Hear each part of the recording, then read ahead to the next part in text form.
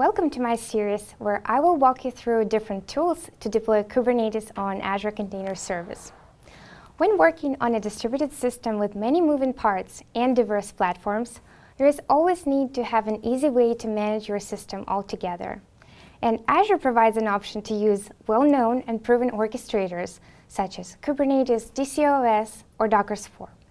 And if your services need to be adjustable, Azure Container Service is a right tool with a lot of flexibility.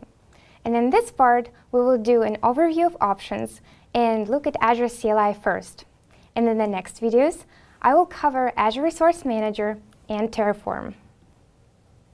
So it is obviously possible to create an ACS cluster using Azure Portal in the UI, but there are also many other options to set up a container service cluster in an automated, repeatable, or immutable infrastructure paradigm, and we will go through them in this series.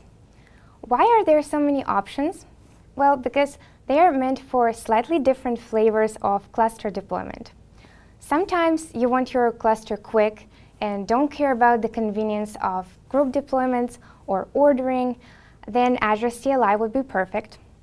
Sometimes you want to have repeatable definitions for your resources in a native to Azure way and always have your infrastructure deployed in consistent state.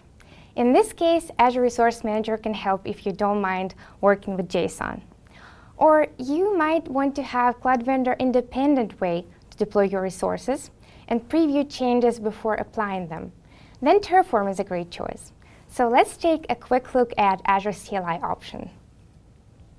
First of all, we need an SSH key pair to use when creating an ACS cluster. This step is actually optional if you already have a key pair or want it to be auto-generated. So with Azure CLI, it's really simple to create an Azure Container Service cluster or a managed Kubernetes cluster. The first command will basically create a resource group with a name and region specified. And then AZAKS create will spool up a new managed Kubernetes cluster. But you can also specify additional options.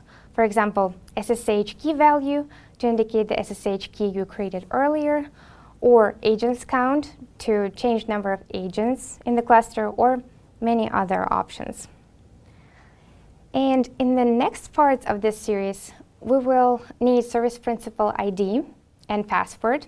And this command will create a service principal with the role contributor for our specified subscription. So we have looked at Azure CLI to create a Kubernetes cluster on Azure and prepared a service principal for the next parts.